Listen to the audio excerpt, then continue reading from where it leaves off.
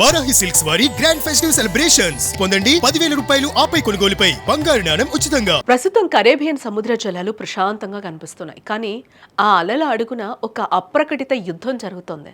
ప్రపంచం నిద్రపోతున్న వేళ నిన్న తెల్లవారుజామున సముద్రం నడిబొడ్డున అమెరికా తన పంజా విసిరింది. అమెరికా నావికాదళం, మెరైన్ కమాండోలు సంయుక్తంగా చేపట్టిన ఒక మెరుపు దాడితే లక్ష్యం ఒలీనా వెనుజులాకు చెందిందిగా భావిస్తున్న ఒక భారీ చమురు నౌక. హోంల్యాండ్ సెక్యూరిటీ పర్యవేక్షణలో అత్యంత పగడ్బందీగా జరిగిన ఈ ఆపరేషన్లో అమెరికా సైన్యం ఆ నౌకను సముద్రం మధ్యలోనే దిగ్బంధించింది. దానికి సంబంధించిన వీడియోను అమెరికా సైన్యం విడుదల చేసింది. గత 3 రోజులు చమురు షిప్పులే లక్ష్యంగా చేపట్టిన ఆపరేషన్లో ఇప్పటి వరకు వెనుజులా లింక్ ఉన్న 5 షిప్లను అమెరికా సైన్యం సీజ్ చేసినట్లుగా తెలుస్తోంది. ఆ దేశ ఆర్థిక మూలాలను దెబ్బ కొట్టడానికి అమెరికా ఎంత దూకుడుగా వెళ్తుందో ఈ వరుస దాడులు ఇక్కడ స్పష్టం చేస్తూ ఉన్నాయి.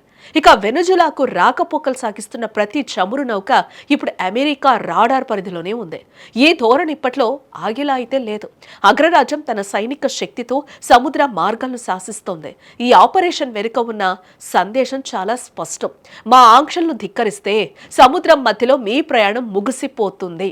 ఇది కేవలం నౌకల సీజ్ కాదు, ఇది అంతర్జాతీయ జలాల్లో జరుగుతున్న ఒక పవర్ గేమ్. చమురు కోసం జరుగుతున్న ఆధిపత్య పోరులో సముద్రం రణరంగంగా మారుతోంది. 3 రోజుల్లో 3 నౌకలు అంటే రాబోయే రోజుల్లో పరిస్థితి ఇంకెంత భీకరంగా ఉండబోతోంది. వెనుజులా ఊపిరి ఆడకుండా చేస్తున్న ఈ దిగ్బంధనం ఇంకెన్ని మలుపులు తిరుగుతుంది. కరేబియన్ అలల సాక్షిగా అమెరికా చూపిస్తున్న ఈ దూకుడు ప్రపంచ రాజకీయాలను ఎటువైపు తీసుకెళ్తుందో అనేది ఉత్కంఠ నెలకొంది. అయితే ఈ వరుస దాడుల ద్వారా అమెరికా ప్రపంచానికి ఇస్తున్న సందేశం చాలా స్పష్టంగా ఉంది. సముద్ర మార్గాలపై మాదే ఆధిపత్యం, మా ఆంక్షలు నామమాత్రం కాదు, వాటిని అతిక్రమిస్తే ఆర్థికంగా దెబ్బ కొడతాం. ఇది ఒక రకంగా ఆర్థిక దిగ్బంధనం.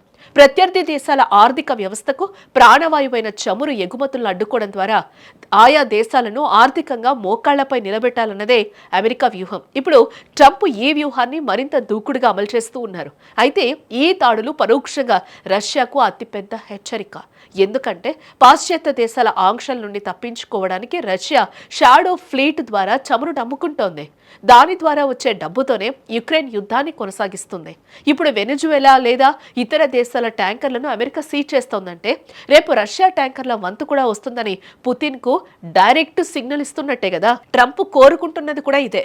రష్యా ఆర్థిక మూలాలను దెబ్బకొట్టి పుతిన్ ను ఒత్తిడిలోకి నెట్టడం, చర్చల బల్ల మీదకు రావాలన్నా లేదా అమెరికా ఆధిపత్యాన్ని అంగీకరించాలన్నా ఆర్థికంగా దెబ్బతిన్న రష్యాతోనే అది సాధ్యం.